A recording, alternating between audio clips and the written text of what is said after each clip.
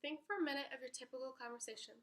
Some of it might be about school, some about work, or some even about what you do in your free time. Now, has there ever been a time where you and another person are in a conversation and you have no idea what the other person is talking about? That's happened to me 3 times today alone.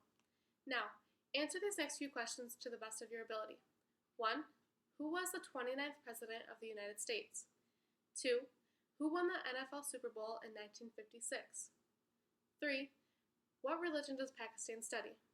All three of these without basic knowledge and understanding would be difficult to answer. Now, my world history teacher, Mr. Tacey, has us study these vocabulary words called WOOC words. WOOC stands for Words of Our Culture. With each WOOC word, we get an extra credit point if we hear them or use them outside of school. And the two words that he stresses are culture, the way of life and how someone lives, and literacy, the ability to read and write. Put together, cultural literacy is very important in your everyday life.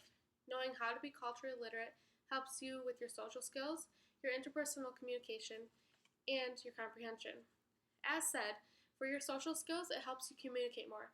In the article, The Value of Cultural Literacy by Trent Ham, he states, the more culturally literate you are, the more conversations you'll be able to participate in. As an example, my best friend has a foreign exchange student this year. Her name is Lena, and when Lena moved here, she didn't know how to participate in a conversation because she didn't know our customs and the language was very different.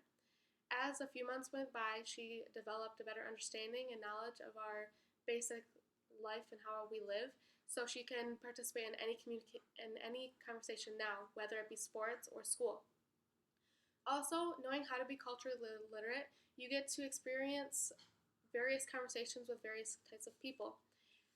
When you go off to college, it's not just one specific group or one kind of people, it's a diverse community, and you're not just going to speak English sometimes because they do have foreign exchange students there, so you need to know how to communicate with everyone, even if it's just for a basic conversation.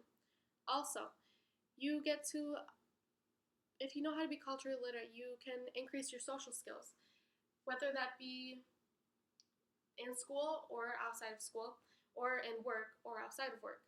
Also, Ham says that being culturally literate is simply opens up doors and opportunities for you and improves your understanding of everything that's going around you.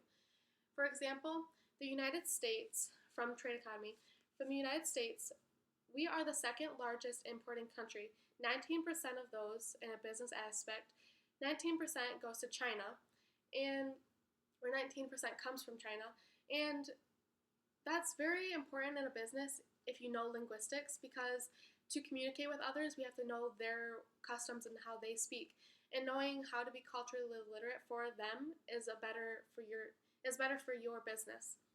Also, knowing how to be culturally literate improves your interpersonal communication. Have you ever heard the term or the phrase culture shock? It's where you go to a new place and you question how things work. You might like it for a little bit, but then once you go on, you kind of get sick of it because you don't know how to interact with others. Also, for example, my spring break 2 years ago, my Spanish club went on a spring break to Costa Rica. And when we went there, we were like, yeah, we're going to go to Costa Rica. It's going to be so fun. But when we got there, yes, it was fun. But we didn't know anything outside of our Spanish classes textbook. So it was really hard to communicate in the conversation. So knowing if you're going to go somewhere different, knowing how they live and how to interact with others is very important. From the article, Effective Communication and Improving Your Social Skills from Anxiety BC, knowing how to engage with other people is very important in your self-esteem and knowing how to gain confidence within your level.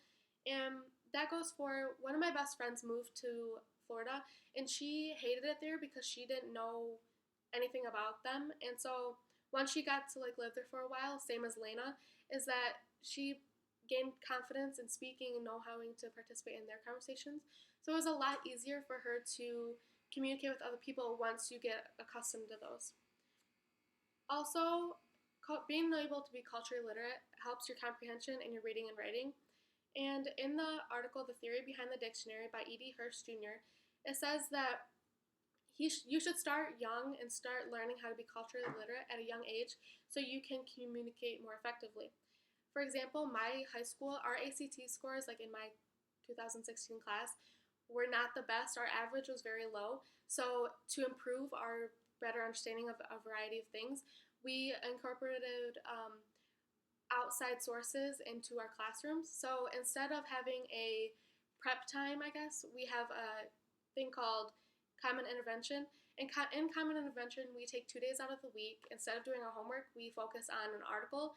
One day we read the article, and the next day we discuss about it. And that helps with, it's about values like responsibility and trustworthiness, and it's all incorporated so we get a better understanding of our society.